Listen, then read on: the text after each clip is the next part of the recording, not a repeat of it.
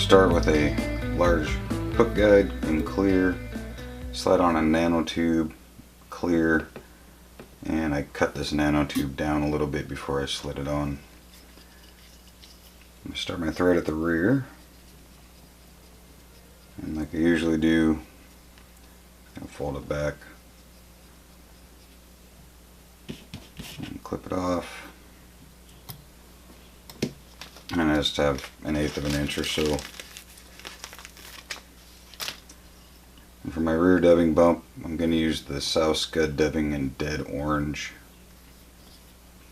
And I'm not going to use very much. You can use really any dubbing you like, but I'm going to keep this pattern kind of natural and drab. You can use hot orange if you want, that's fine too. I'm going to create a dubbing loop. I'm going to wrap the loop twice, bring it up. Once again, I've got the OPST dubbing spinner. I'm going to add some peach, Arctic Fox.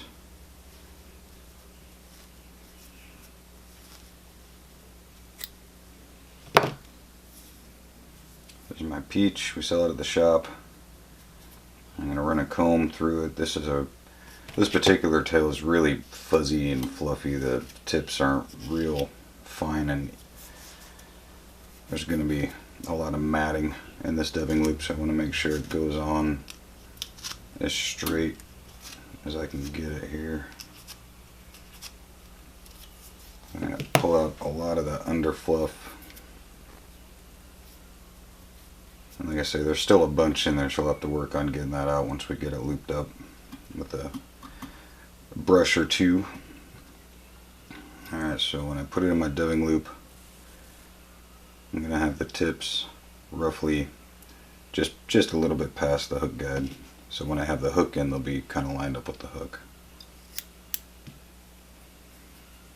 And once you clip off the ends there, I'm going to sparse it out really well to try to minimize the matting that will go on when I spin this. It's about as good as I'm getting, so get my thread out of the way. Give her some spins.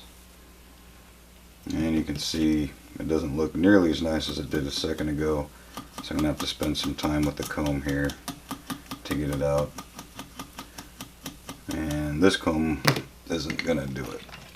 So Hairline makes a dubbing brush and a stainless, I guess they call it the Ripper. This does a really good job pulling out this underfluff, but you have to be really careful. This is super sharp.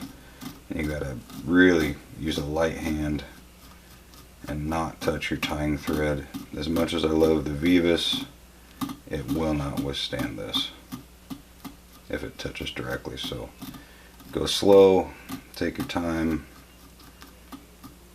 and you can see now it's starting to pull out really well. And it's got two ends, kind of a softer end, and then this end here is really stiff.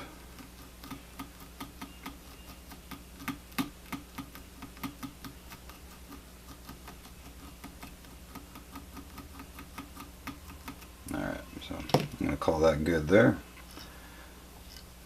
So I'm going to start my wraps here. After each wrap, I'm going to pull this fur back.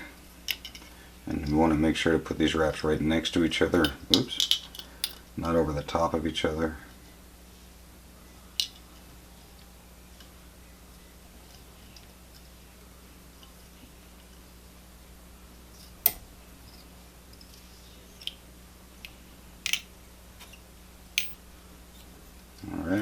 Tie that in here.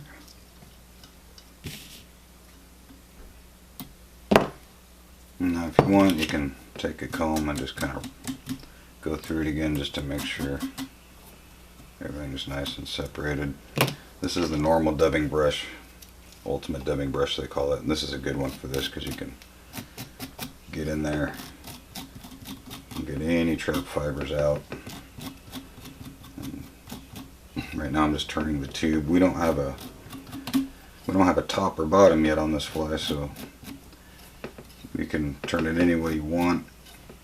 If you have a sparse section, you can actually put that up at the top right now if you want.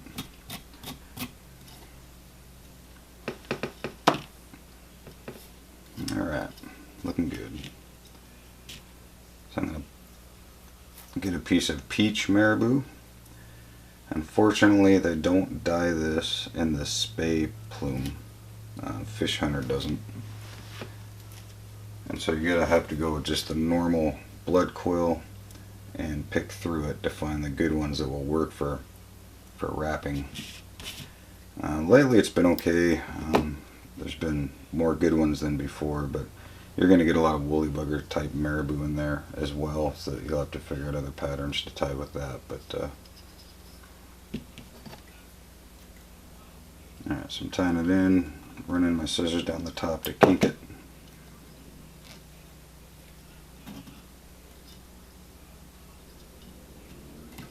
And what am I going to get? 3 turns. 3 turns is good. 3.5, 3 1/4, 3, whatever.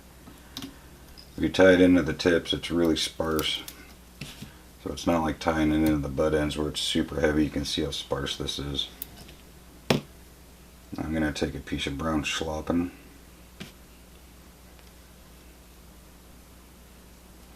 I'm going to strip off some fibers. Like I've said in other videos, you want to make sure that you get as thin of a stem as you can possibly get. And I just want a couple wraps of this. This isn't going to like overtake the fly. That's probably good there.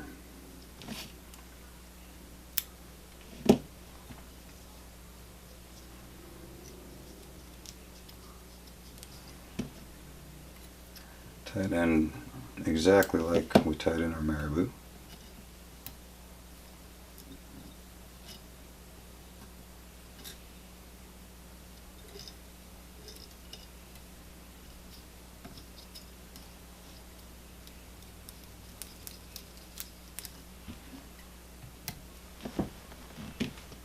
Alright, starting to look shrimpy here.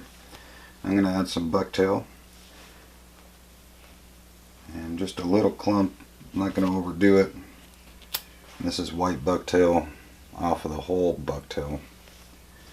And that is actually important. If you get the odds and ends and pieces and combo packs, they usually give you the short stuff, and we want the long stuff. I mean, this alone is going to be 2.5, 3 inches long. And so I'm not going to stack it. I want the taper, and I'm just going to match it up with the end of my needle here. So that'll put it about 2 inches behind the end of the hook guide. And tie that in right up top. Now I got to make a decision on where I'm going to end my fly. How long do I want this to be?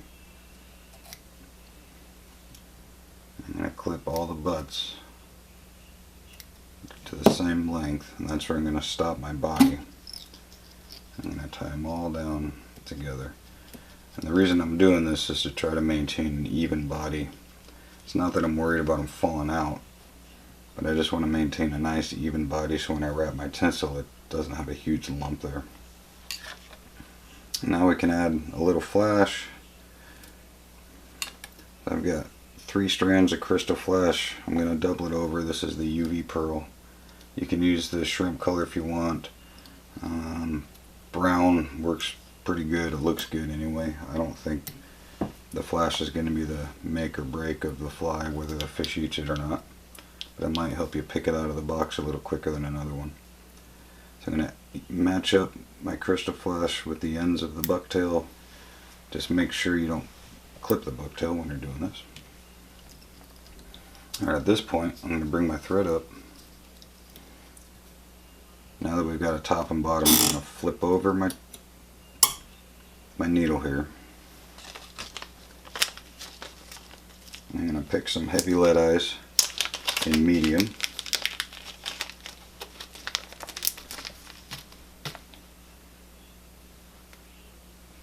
I'm going to add just a tiny drop of Zap-A-Gap to the bottom.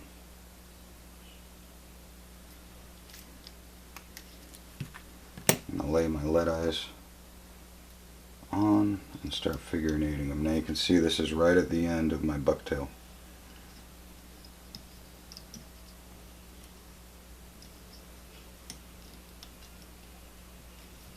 I'm always paranoid about these things rolling or falling off, so I probably overdo my thread wraps, but whatever. And now I've got my figure eights, I'm going to go wrap around the top to kind of cinch all that thread tight. And make sure when you move these that the whole tube moves. And as that Zap-A-Gap dries, it'll just cement those in there. Alright, I'm going to make a wrap, just get my thread threaded right up next to these eyes here. And I've got Mirage Tinsel and large oval. This is a UTC product, Wapsi product. And if you don't have it, you can take regular pearl is fine. Or you can take, if you have regular Mirage, you can take, 6 or 7 strands and get this done. So now I'm going to start wrapping back.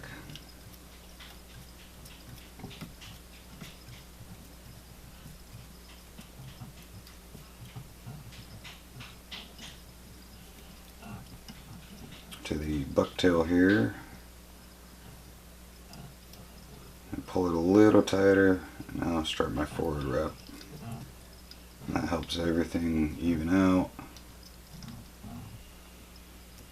This is a good little trick. If you're running out of room, you can just wrap it, stick your finger right on top, come back and grab it.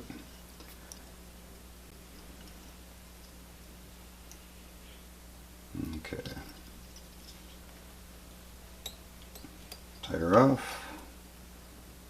Clip. And now we're going to glue. So I've got the Clear Cure Goo Hydro. And the Hydro is important because this is a tack-free UV cure. And if you get the ones with tack, you can either rub it down with rubbing alcohol to get the tack off, and if you don't do that, your soft materials like Marabou and stuff are going to stick to it. So I'm going to hold the UV light for 15 seconds, let it cure all the way, and I'll be right back. Alright, our 15 seconds is up. Feel it, make sure everything's cured. Feels good to me. Now we're going to make another dubbing loop.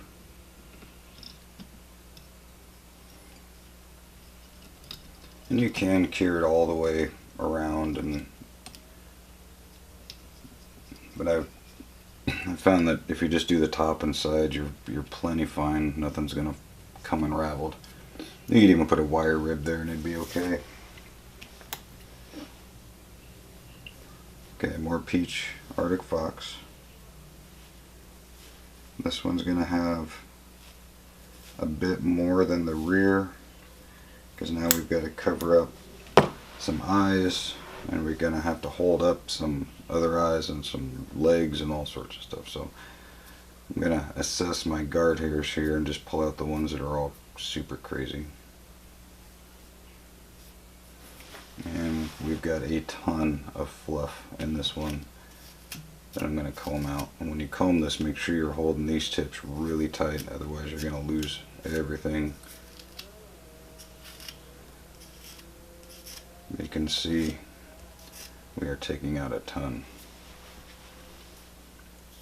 And this isn't a step to skip or not spend enough time doing. See, we're still getting more. Because doing this prep will ultimately make the dubbing loop work. work a lot better and it'll save you a lot of frustration. Alright, let's stick this in there now. So once it's in, I'm going to just even up with the back of the body there. Trim it close. And start the spread. Again, we're going to go sparse, so I'll get quite a few wraps.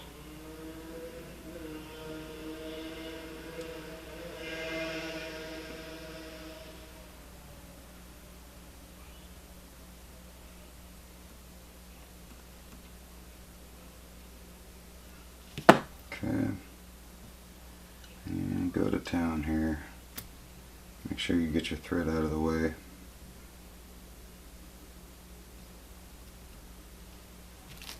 Alright, I'm just going to start with this one because I can already see it's going to be really matted.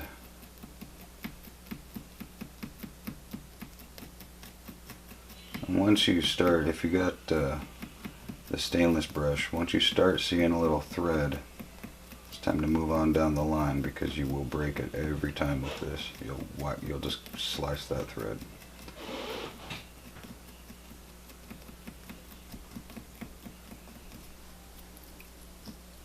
Alright, now we can move to our softer side.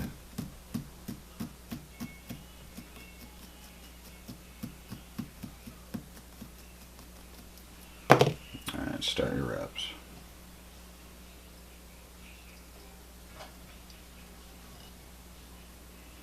Get one behind, I'm going to go up and over through the lead eyes.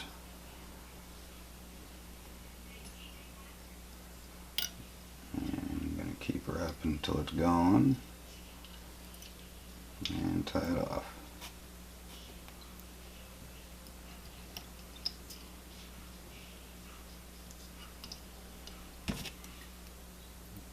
Clip it. Grab your comb, fluff it up. Or your brush.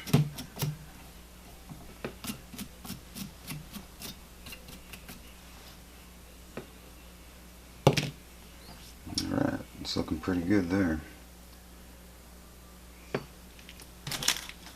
Next step is the eyes, and it's important you get the right ones. The epoxy mono eyes from Hairline, ECM11 is the part number if you're confused on which ones to get from them. The reason these are important is the monofilament core it's on is half as thick as the Puglisi eyes, and for this step it's going to make a big difference on how your fly finishes. So I'm going to measure them back here to just past my hook guide. Make like 3 wraps. Get it set how we want it. Second one. They always come a little curved, so I like to curve them up. To me it looks a little more shrimpy. Alright, just measure them so they're the same. And if they're setting the way you like, lock them down. About 7 more wraps. I'm going to pull one on either side, so I'm going to pull this back, lock it in, pull this one back, lock it in, and then trim the butts. Now those will be there long after the Marabou and everything falls apart on you. Those aren't going anywhere. Now I'm going to put on some barred grizzly rubber legs straight on top.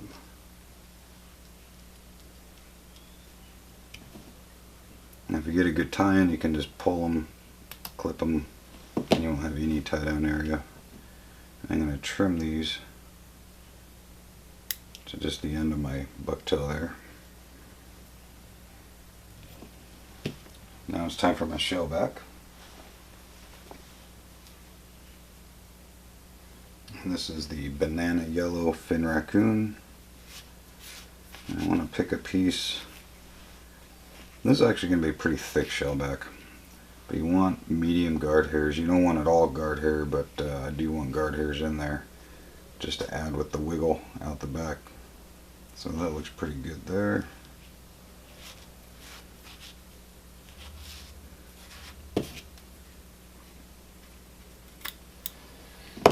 And Pro Sport Fisher has done a phenomenal job selecting the fin raccoon as far as length. So you rarely get any short pieces at all. So even your biggest flies, you'll have adequate length to tie them, because this is tied off pretty long off the back there. So what I want is, we've got our thin guard hairs and we've got kind of all of our under fur. I want the under fur to be even with the eyes, and I want the guard hairs to extend past. So that's looking good there.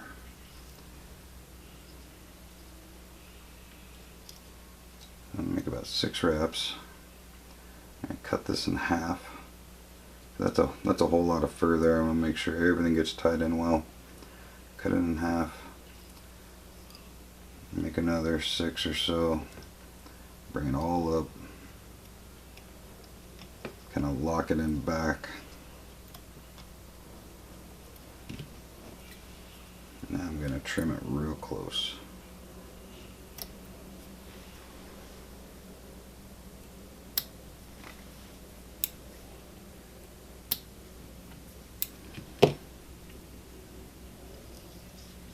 And wrap your butts down.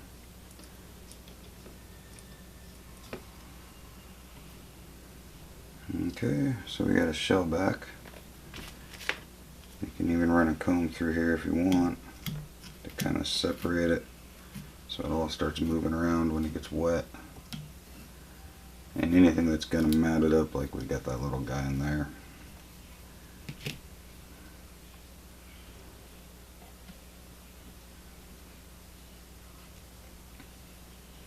Alright, now if you want to add any flasher you can. I'll add some pearl angel hair. If you add too much angel hair, it can actually kind of limit movement, so I'm just going to tie a sparse amount in the top.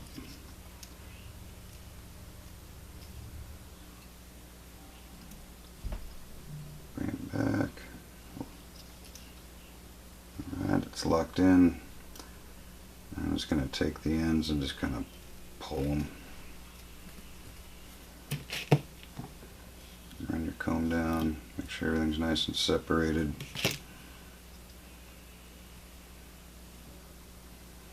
Now we can start wrapping Marabou.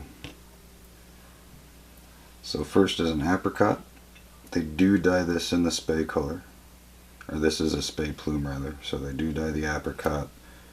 Apricot or light shrimp, it's called two different things, but the package usually says apricot on it. So pull on the bottom fluff. We're going to tie it in tip first.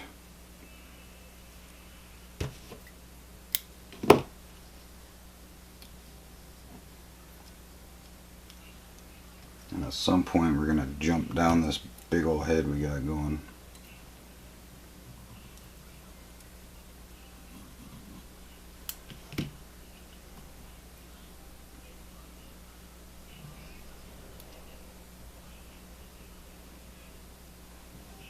What am I going to get? 3? Yep, 3 wraps.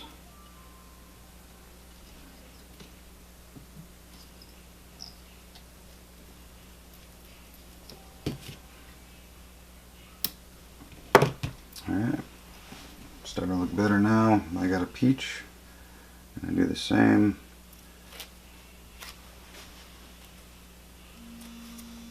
I'm going to strip it about there. I'm going to get hopefully 3 wraps out of this as well.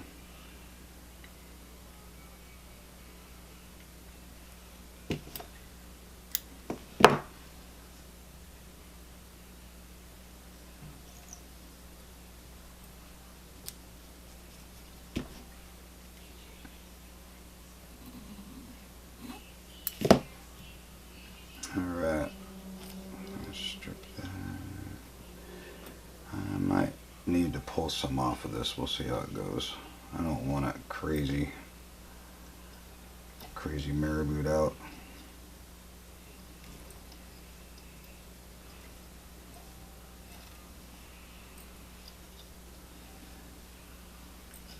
Let's see what it looks like with the last turn there. That's pretty good actually.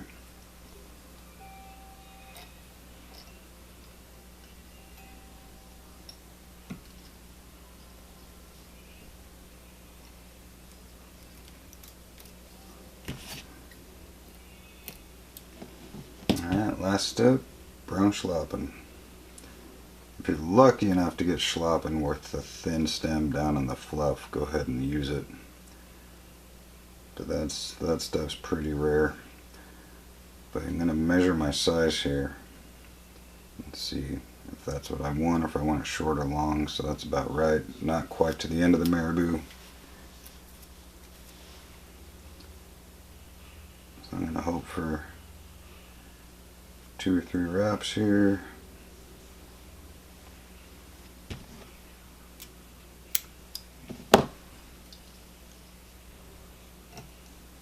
Again, tying it in tip first. Common theme here.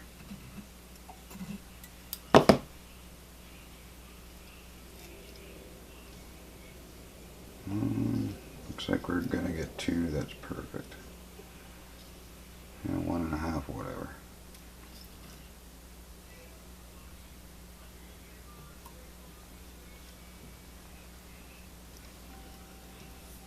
Alright, cut it close. Make a couple more just for good measure wraps. Wet finish.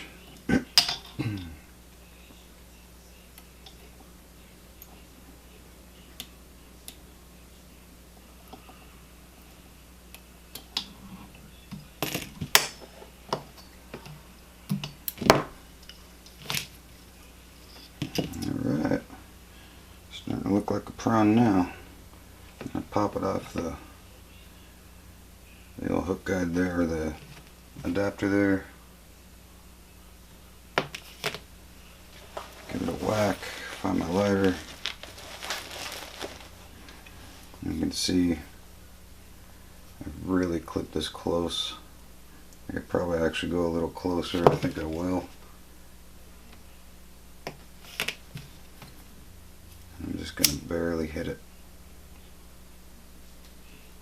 Just going to roll those tips back.